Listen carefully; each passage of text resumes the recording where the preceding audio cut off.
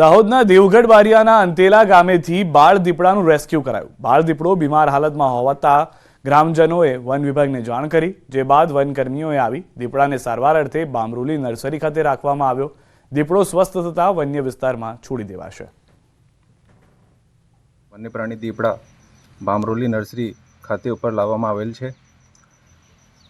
આ પછી વેટરનરી ઓફિસરના નિરીક્ષણ કર્યા પછી અને સારવાર આપવામાં આવ્યા પછી આ દીપડા સ્વસ્થ થશે તે પછી ફરીથી જંગલ વિસ્તારમાં મુક્ત કરવામાં આવશે। અંબાજીમાં નિવૃત્ત વિદ્યુત કર્મચારી મંડળનું અધિવેશન યોજાયું હતું, જેમાં 1000 કર્મચારીઓ હાજર રહ્યા હતા। આ અધિવેશનમાં નિવૃત્ત કર્મચારીઓના વિવિધ પ્રશ્નો જેવા કે ઈપીએફઓ સહિત હાયર પેન્શન અને મેડિકલ પર ચર્ચા કરવામાં આવી હતી। તેઓએ જણાવ્યું કે વિદ્યુત કર્મચારીઓ પોતાના જીવના ભોગે સતત કાર્યશીલ રહે છે, છતાં અમારી સાથે પેન્શનના નામે મજાક થઈ રહી હોય તેમ લાગે છે। વધુમાં તેમણે જણાવ્યું કે સરકારની ઘણી બધી એવી સ્કીમ છે જેમાં એનરોલમેન્ટ કરવું જોઈએ। એકમાત્ર ઉદ્દેશ કે અમને પેન્શન નહીં આપવું એવા ઉદ્દેશ સાથે આગળ વધી રહેલી સરકારને આ તબક્કે હું એટલું ધ્યાનમાં લાવવા માગું છું કે આ અમારી વ્યાજબી માગણી એક માનવતાની રાહે પણ મંજૂર કરવામાં આવે। આંતરરાષ્ટ્રીય હિન્દુ પરિષદ તેમજ રાષ્ટ્રીય બજરંગ દળની સૌરાષ્ટ્ર પ્રાંતની મીટિંગ જૂનાગઢમાં યોજાઈ હતી, જેમાં પ્રવીણ તોગડિયા તેમજ પ્રદેશ અધ્યક્ષ રણછોડભાઈ ભરવાડ ઉપસ્થિત રહ્યા હતા। સૌરાષ્ટ્ર પ્રાંતના તમામ હોદ્દેદારો મીટિંગમાં જોડાયા હતા। રામ મંદિર બની રહ્યું છે તે માટે આંતરરાષ્ટ્રીય હિન્દુ પરિષદ રાષ્ટ્રીય બજરંગ દળ 14 જાન્યુઆરીથી 22 જાન્યુઆરી સુધી રામ મંદિર આનંદ મહોત્સવની ઉજવણી કરશે, જેમાં 8 કરોડ દીવડા પ્રજ્વલિત કરવામાં આવશે।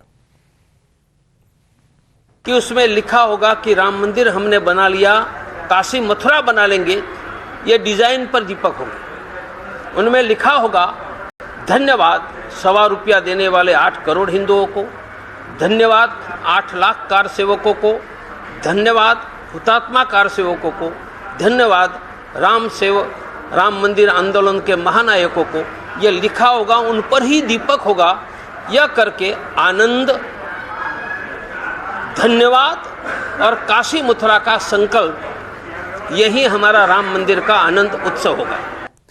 ભાવનગરમાં વિઝન 2030 ટ્રેડ એન્ડ ઇન્ડસ્ટ્રીયલ એક્સપોનું આયોજન કરવામાં આવ્યું હતું। આ એક્સપોની અંદર રાજ્ય અને દેશમાં ઔદ્યોગિક વિકાસને વેગ મળે તેવા હેતુથી સૌરાષ્ટ્ર ચેમ્બર ઓફ કોમર્સ કાર્યક્રમનું આયોજન કર્યું। શહેરના જવાહર મેદાન ખાતે આ એક્સપોનું આયોજન કરવામાં આવ્યું, જેમાં કેન્દ્રીય આરોગ્ય મંત્રી મનસુખભાઈ માંડવિયાએ આ એક્સપો ફેરની મુલાકાત લીધી હતી। આ ઇન્ડસ્ટ્રીયલ ફેરને 50,000થી વધુ લોકોએ મુલાકાત લીધી। આ પારિવારિક ફેરમાં ઘરના બારણાથી શરૂ કરીને તમામ પ્રકારની જરૂરિયાતો, ઉદ્યોગો માટે વિકાસની તકો એક જ સ્થળ પર છે। ફેરની અંદર અનેકવિધ આકર્ષણ હોવાથી નગરજનોમાં ભારે ઉત્સાહ જોવા મળ્યો હતો। કેન્દ્રીય મંત્રીએ જણાવ્યું કે આ પ્રકારના સફળ કાર્યક્રમો થકી દેશમાં ઉદ્યોગ અને રોજગાર ધંધાને વધુ વેગ મળશે। વાયબ્રન્ટ ગુજરાત સમિટે રાજ્યની અંદર મૂડીરોકાણને આવકાર્યું છે, મૂડીરોકાણ વધાર્યું છે। આજે હું ભાવનગરના મહાજનોને અભિનંદન પાઠવીશ કે તેમણે પણ ભાવનગરના ઇન્ડસ્ટ્રીયલ વિકાસ માટેનું વિઝન 2030 તૈયાર કરવા માટેનું આયોજન કર્યું છે।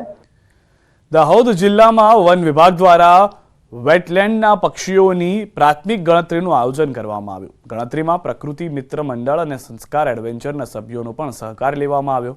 દાહોદ, જાલોદ, ગરબાડા, સિગવડ, બારિયા સહિત તમામ તાલુકાની તળાવ જેમ કે ફૂટલેઆવ, કબૂતરી ડેમ, પતંગડી, દશલા, ફૂલપરા, નગરાલા, ભુલર જેવા વિવિધ તળાવોમાં ગણતરી કરાઈ। આ ગણતરી દરમિયાન ખૂબ જ સારા પ્રમાણમાં પક્ષીઓની સંખ્યા જોવા મળી। મહત્વની બાબત એ છે કે ગુજરાત વન વિભાગ ઈ બર્ડ એપનો ઉપયોગ કરીને પક્ષીની ગણતરીનું આયોજન કરાયું, જેના થકી દાહોદમાં વિવિધ સ્થળોએ 100થી વધુ પ્રજાતિઓ અને 3000 પક્ષીઓ જોવા મળ્યા હતા। ગુજરાત વન વિભાગ ઈ બર્ડનો એપ જો છે એનો ઉપયોગ કરી રહ્યો છે। એમાં ફર્સ્ટ ટાઈમ જે છે કે ભાઈ ટેકનોલોજીનો જો ઉપયોગ છે એ સેન્સસમાં ઉપયોગ કરી રહ્યું છે। જે હાલ વેટલેન્ડના પક્ષીઓનો વન વિભાગ ટીમ દ્વારા પ્રાથમિક ગણતરી હાથ ધરવામાં આવી રહી છે। જ્યારે આપ મારી પાછળ આ જોઈ રહ્યા છો કે અહીંયા જે અમુક જે પ્રજાતિના પક્ષીઓ છે તેઓની ગણતરી હાથ ધરવામાં આવી રહી છે। બારિયા વન વિભાગ દ્વારા જે ડિસેમ્બર દરમિયાન વેટલેન્ડના પક્ષીઓની પ્રાથમિક ગણતરીનું આયોજન કરવામાં આવી રહ્યું છે। સૌરભ ગેહલોત, ન્યૂઝ 18 ગુજરાતી, દાહોદ।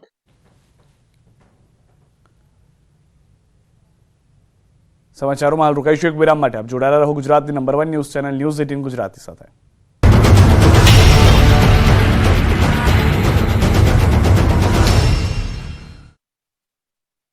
સુહાના ગુજરાત સ્પેશિયલ લાલ મરચું પાવડર તાજા મરચાથી બન્યું સુગંધથી ભર્યું.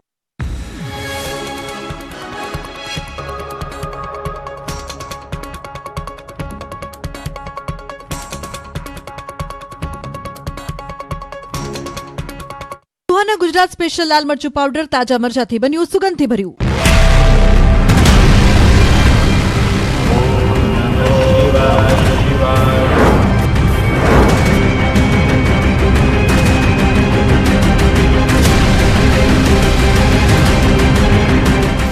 ગુપ્ત ગુફામાં રહસ્યોનો ભંડાર. જુઓ રવિવારે રાત્રે 7:54 ગ્રાઉન્ડ રિપોર્ટ. ગુજરાત વટામણ ચોકડી નજીક પૂરપાટ ટ્રક આવી રહ્યો હતો ત્યારે જ અચાનક જ ટ્રક ચાલકે સ્ટીયરિંગ પર કાબુ ગુમાવ્યો હતો. પૂરપાટ આવતો ટ્રક પલટી મારી સિગ્નલ ક્રોસ કરી રોડની સાઈડમાં જઈ ધડાકાભેર પડ્યો હતો. અચાનક જ ટ્રક પલટી મારી 5-10 ફૂટ સુધી ઢસડાતા લોકોમાં નાસભાગ મચી ગઈ હતી.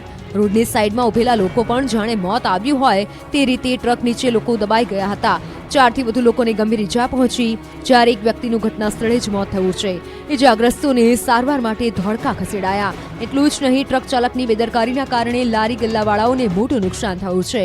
રોડની બાજુમાં ઉભેલી લારીઓ પણ તૂટી ગઈ હતી. ટ્રક પલટી જતા રોડ પર ટ્રાફિક જામ થયો હતો.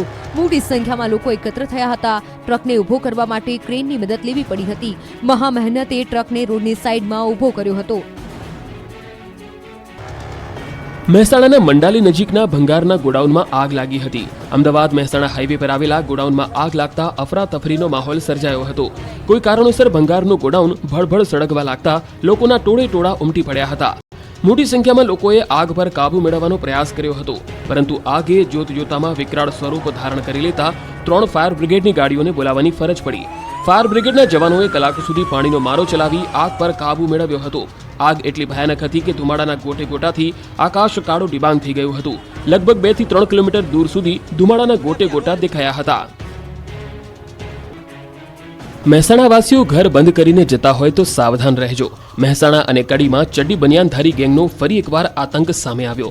ચોર ટોળકીએ બંધ ઘરને નિશાન બનાવવાનું શરૂ કર્યું છે. ચડ્ડી બનિયાનધારી ગેંગ કડીમાં મોડી રાત્રે ઘરમાં ત્રાટકી હતી. ચોરી કરીને ફરાર થઈ ગઈ. તસ્કરોએ બંધ મકાનને નિશાન બનાવ્યું. બંધ મકાનમાં 1-2 નહીં 3 ચોર ત્રાટક્યા હતા અને ઘરમાંથી 2,40,000ના મુદ્દામાલની ચોરી કરી ફરાર થઈ ગયા. જ્યારે પરિવાર ઘરે આવ્યો તો તેમની આંખો ચાર થઈ ગઈ. ઘર આખું વેરવિખેર કરી નાખ્યું. તિજોરીનું એક ખાનું ખોલી ચોરો બધું લૂંટી ગયા હતા. પોલીસે આ અંગેની ફરિયાદ નોંધી ગેંગને પકડવા ચક્રો ગતિમાન કર્યા છે.